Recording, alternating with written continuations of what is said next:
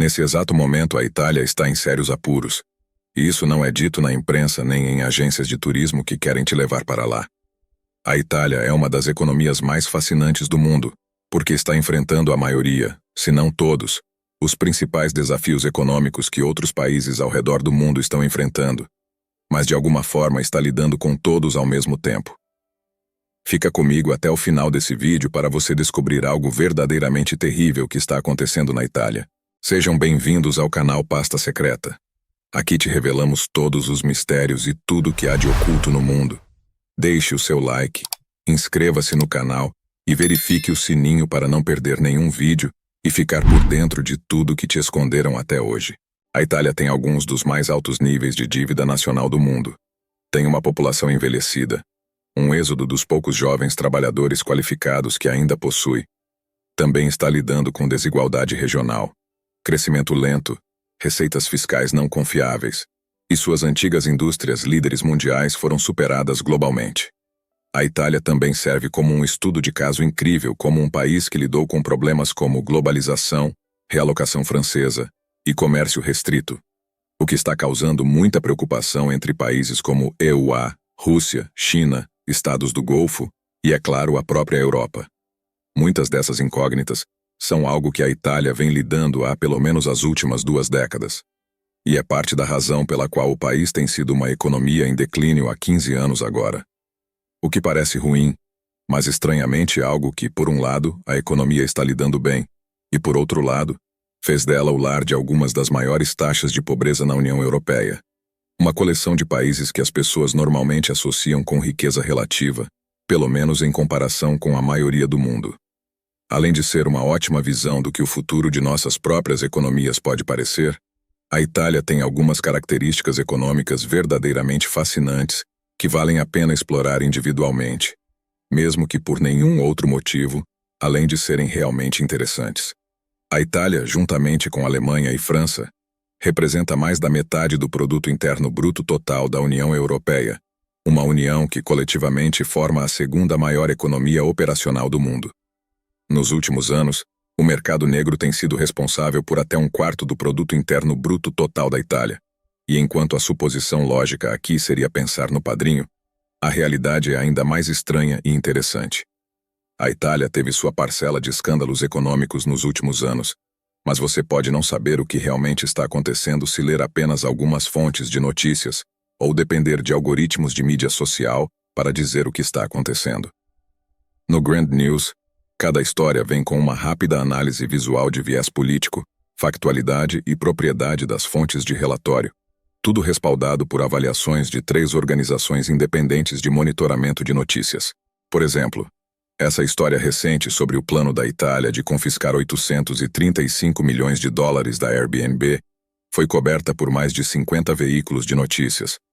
Para esta história, os veículos de esquerda destacaram a investigação mais ampla sobre corporações multinacionais, enquanto os veículos de direita focaram na alegação da Airbnb de plena conformidade com a lei. Desde então, tem sido principalmente estagnada, com um declínio lento geral perdendo cerca de 20% de seu produto interno bruto nominal ao longo da última década. Olhando mais para trás na história revela, no entanto, que isso não é realmente nada de novo para a Itália. E sua economia hoje é a continuação de uma tendência que se repete no país desde o fim da Segunda Guerra Mundial. O país teve décadas de crescimento rápido, intercaladas por décadas de quase completa estagnação, e em muitos casos crescimento negativo, antes de voltar a crescer novamente. A produção econômica é apenas uma medida da saúde de uma economia, mas mesmo um gráfico tão básico como este nos conta uma história realmente interessante sobre como a Itália chegou à situação em que se encontra hoje. A Itália foi historicamente a economia industrial mais poderosa de toda a Europa, antes de ser ultrapassada pelos Países Baixos e Inglaterra, à medida que se tornaram potências coloniais globais. Mesmo depois disso, e apesar de industrializar mais lentamente do que outras grandes potências europeias como França e Alemanha, a Itália, em suas várias formas, permaneceu entre as 5 maiores economias europeias efetivamente por milhares. Sua geografia forte, protegida por montanhas no norte, mas com fácil acesso ao Mediterrâneo para pesca e comércio em todas as outras direções, fez com que naturalmente se tornasse um ótimo lugar para as civilizações prosperarem. O país foi reconstruído, em muitos casos literalmente dos escombros, já que as indústrias de guerra foram convertidas de volta em indústrias domésticas com assistência e sob os olhares atentos dos EUA. Os EUA, através do Plano Marshall, estavam investindo bilhões de dólares na reconstrução da Europa Ocidental. E isso era nos anos 1950, quando bilhões de dólares realmente importavam para os orçamentos governamentais. A motivação para esse gasto foi parcialmente para construir uma nova base de clientes que pudesse comprar todos os bens que o setor industrial dos EUA pudesse produzir, mas foi principalmente para redesenvolver aliados fortes e dependentes para deter a disseminação do comunismo da União Soviética. Os EUA também realizaram esforços de reconstrução semelhantes na Coreia e no Japão para deter a influência comunista vinda da República Popular da China. No entanto, sob a superfície, ainda havia tensões políticas causando uma variedade de problemas domésticos muito sérios, como o bombardeio de 1973 da estação ferroviária de Bolonha, que até hoje permanece um dos ataques mais mortais já realizados na Europa. Apenas pelos números de produção econômica, parecia que a Itália estava se saindo muito bem. Mas é relativamente fácil crescer uma economia apenas assumindo muita dívida para financiar grandes projetos de desenvolvimento, especialmente quando a principal potência do mundo estava mais do que disposta a emprestar dinheiro para deter a disseminação do comunismo. O desafio é pegar esse desenvolvimento e usá-lo para produzir valor de forma sustentável para a economia doméstica e os mercados de exportação, algo que a Itália estava lutando para fazer. Uma vez que os esforços de construção e reconstrução diminuíram ou não puderam obter mais financiamento, a economia da Itália entrou em sua primeira década moderna de estagnação, embora esta primeira realmente tenha durado apenas cerca de 6 anos. Durante este tempo, o governo italiano simultaneamente teve que lidar com desemprego em massa, uma grande carga de dívida, alta inflação e desafios externos, como o aumento dos custos de energia para os combustíveis fósseis, dos quais suas indústrias jovens se tornaram fortemente dependentes. Agora, apesar de não serem coisas boas de se viver, as desacelerações econômicas servem como uma boa oportunidade para um país mudar de políticas e reduzir as indústrias que causaram os problemas em primeiro lugar. O país se reestruturou para longe apenas da construção de infraestrutura e voltou sua atenção mais para usar essa infraestrutura para criar coisas que pudesse vender ao redor do mundo. Também promulgou reformas como dar independência ao seu Banco Central, que então foi autorizado a aumentar as taxas de juros para combater a inflação. A indexação salarial não é muito comum hoje, principalmente por causa dos problemas de mercado que causa, mas é uma regra que significa que os salários acompanham a inflação independentemente do que foi acordado em um contrato de trabalho. Se a inflação está alta, talvez não seja justo que os trabalhadores efetivamente ganhem menos porque concordaram com um salário, quando a mesma quantia de dinheiro poderia comprar muito mais. O problema, porém, é que a indexação salarial automática acelera um dos processos mais perigosos em economia, uma espiral de salários e preços. Se a inflação está alta, os trabalhadores exigirão salários mais altos para acompanhar o aumento do custo de bens e serviços que precisam comprar. Se as empresas concordarem em pagar esses salários mais altos, elas terão que aumentar seus preços para manter a lucratividade. E preços mais altos causam mais inflação novamente. Se a inflação for baixa, há muitas pessoas que nem mesmo saberão que seus salários não estão acompanhando, o que é terrível para eles, mas atua como uma força moderadora na economia. Se os salários forem automaticamente mantidos com a inflação, como estavam na Itália na época, isso apenas torna esse processo conhecido como o espiral de salários e preços muito mais rápido e muito mais difícil de corrigir. A estagnação foi sem dúvida dolorosa para a Itália, mas ao forçar algumas mudanças necessárias, ela voltou como uma das economias de crescimento mais rápido não apenas do mundo, mas da história. Os clientes internacionais pagam um prêmio por bens feitos na Itália, porque o país tinha e ainda tem uma forte reputação por artesanato de alta qualidade e habilidade na produção de tudo, desde carros rápidos até bolsas de luxo e até mesmo coisas como azeite de oliva. Se um bem exportado tem um logotipo feito na Itália nele, o preço desse bem pode ser mais alto do que o de um bem concorrente de maioria dos outros países do mundo, E alguns países têm que tomar medidas extremas para superar uma longa lista de rivais internacionais em todas as oportunidades possíveis para fornecer os bens mais baratos e, portanto, mais competitivos ao mercado global. O fato de a Itália poder adicionar tanto valor, se não mais, simplesmente produzindo coisas dentro de suas fronteiras, é uma enorme vantagem que apenas um punhado de outros países ao redor do mundo realmente desfruta. Esses bons tempos, infelizmente, não duraram para sempre, porque o rápido período de crescimento mais uma vez levou a problemas subjacentes na economia italiana. A dívida começou a aumentar novamente. Tanto o governo quanto seu povo começaram a tomar empréstimos de forma irresponsável, para apostar em ainda mais crescimento futuro. As pequenas indústrias que formaram a espinha dorsal do milagre das exportações da Itália eram notoriamente difíceis de serem taxadas, aproveitando-se dos fracos controles governamentais e brechas mal planejadas para pagar pouco ou nenhum imposto, quase se tornando um passatempo nacional. No geral, conscientemente ou não, reduzir impostos e restrições governamentais enquanto aumenta os gastos através da dívida é uma política econômica expansionista clássica. Mesmo que o governo não necessariamente queira fazer isso, provavelmente era o que o país precisava para sair do atoleiro em que se encontrava na década de 1980. Mas, para entrar na zona do euro e ser autorizado a usar a nova moeda da União Europeia, a Itália foi forçada a limpar sua casa.